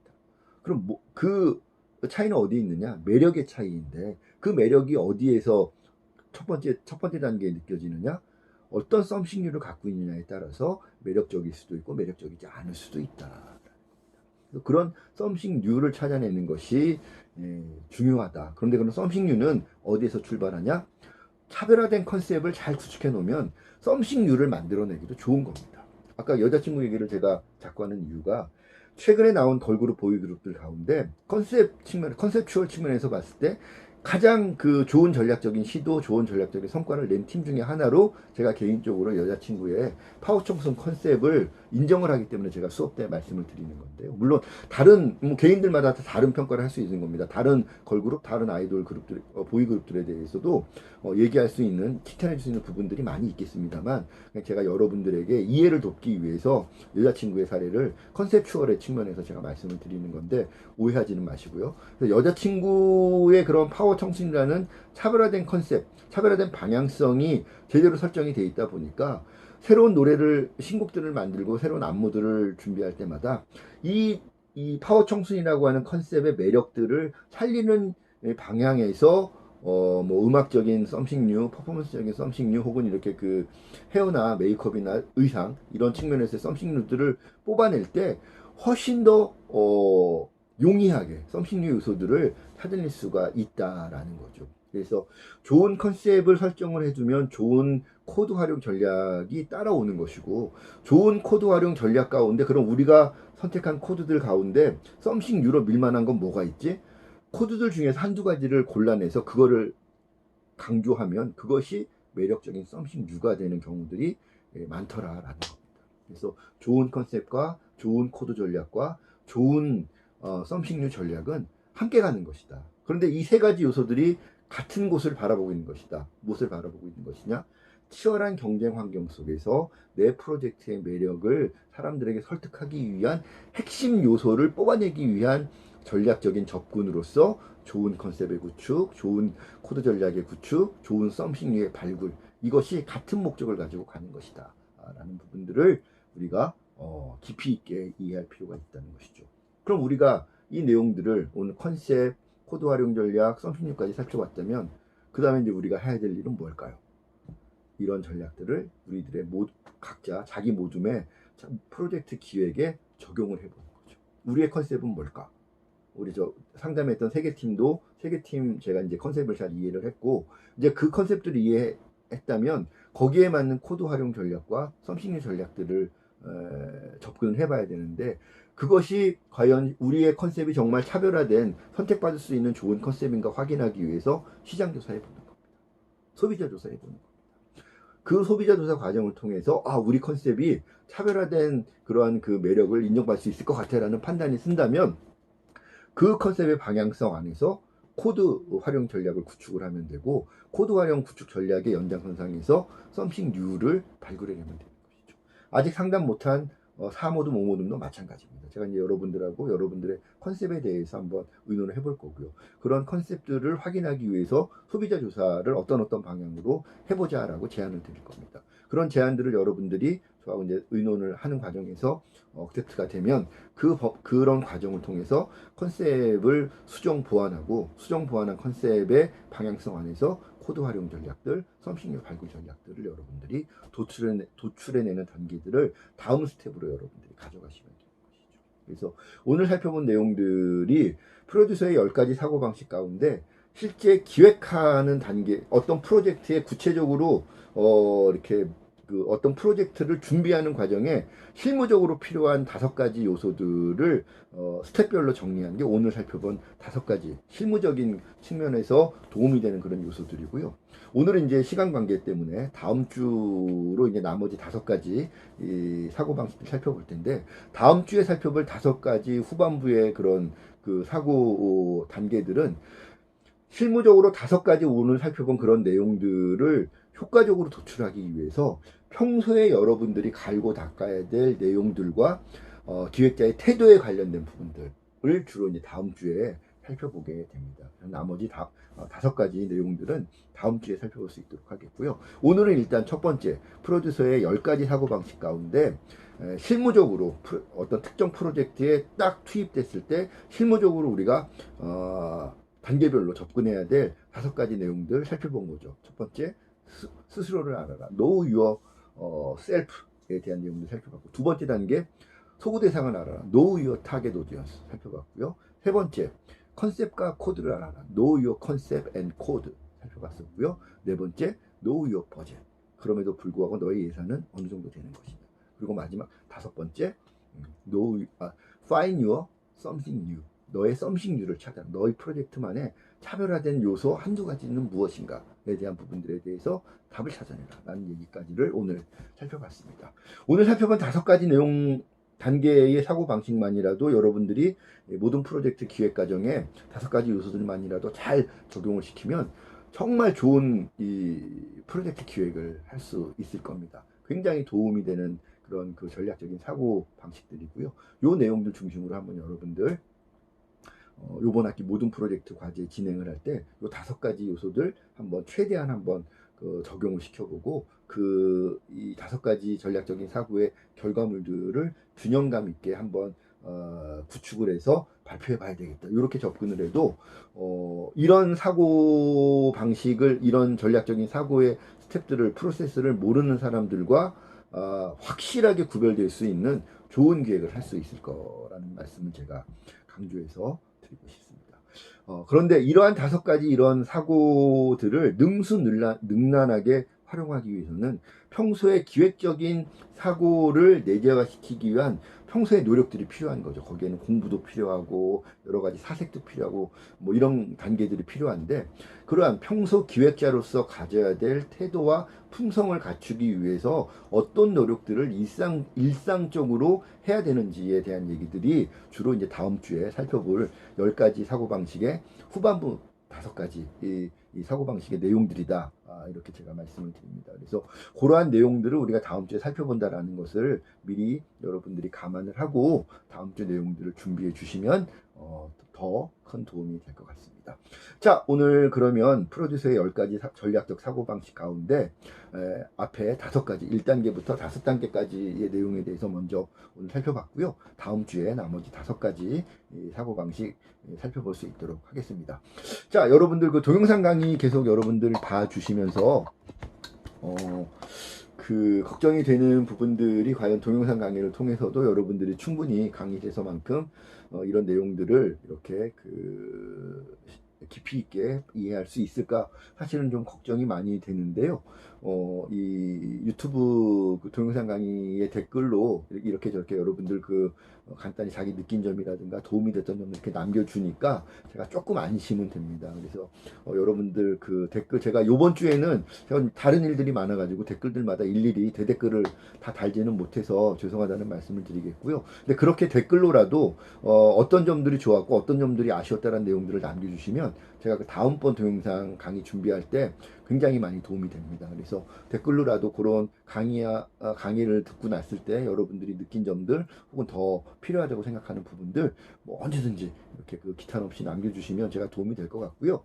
또 더 궁금하거나 이렇게 더 깊이 있는 내용들에 대해서 알고 싶은 사람들은 언제든지 뭐 문자라든가 카카오톡이라든가 아니면 메일로 질문 남겨주십시오. 그러면 제가 동영상 강의에 반영을 해서 강의 내용도 보완을 할 것이고, 또 제가 그때그때 메일이라든가 바로바로 또 부족한 부분들에 대해서는, 필요한 부분들에 대해서는 답을 드리도록 할 테니까 이렇게 좀 동영상 강의실에서 만나지 못하는 그런 환경의 제약 속에서 이번 학기 진행이 되지만, 최대한 환경 안에서 서로 커뮤니케이션 해가면서 이렇게 우리 수업이 진행될 수 있도록 학생 여러분들도 이런 좀 더 적극적으로 이렇게 수업에 자기 목소리들을 내주시면 고맙겠다라는 말씀을 드립니다. 그래서 강의, 동영상 강의 댓글에 여러분들이 남겨준 의견들 제가 계속 참고해서 동영상 강의 앞으로 남은 일정들도 준비해 가도록 하겠습니다. 자, 오늘 7번째 동영상 강의 내용들이었는데요. 풀어주세요 10가지 사고방식 가운데 5가지 살펴봤고요. 다음 주에 남은 5가지 살펴볼 수 있도록 하겠습니다. 계속해서 다음 주, 그 다음 주 이 콘텐츠 기획에서 굉장히 특히 문화 콘텐츠 기획자로서 최소한 이런 그 요소들만큼은 자기 역량화 해야 된다라고 하는 부분들, 남은 동영상 강의 내용들로 제가 준비해 놓고 있으니까는요. 앞에 살펴봤던 뭐 대중문화와 관련된, 디지털 문화와 관련된 이런 내용들도 기획자들이 이해해야 될 굉장히 중요한 그런 환경적인 영역에서의 사고들이지만, 사실 기획자로서 보다 직접적으로 여러분들이 활용 가능한 그런 전략적인 요소들이 지난주, 이번 주 남아있는 그런 동영상 강의의 내용으로 준비되어 있습니다. 그래서 좀 더 여러분들에게 더 실질적인 도움이 되고, 더 문화 콘텐츠 학과 학생들로서 흥미로운 내용들이 될 테니까, 남은 동영상 강의 내용들도 여러분들 흥미롭게 집중해서 살펴봐 주시면 좋겠다라는 말씀 마지막으로 드리겠습니다. 자, 오늘도 긴 시간 동안 동영상 강의 들어주시느라고 고생들 하셨고요. 다음 주 풀어주세요 10가지 사고방식 남은 5가지 이야기들로 또 만나도록 하겠습니다. 수고들 많으셨습니다. 고맙습니다.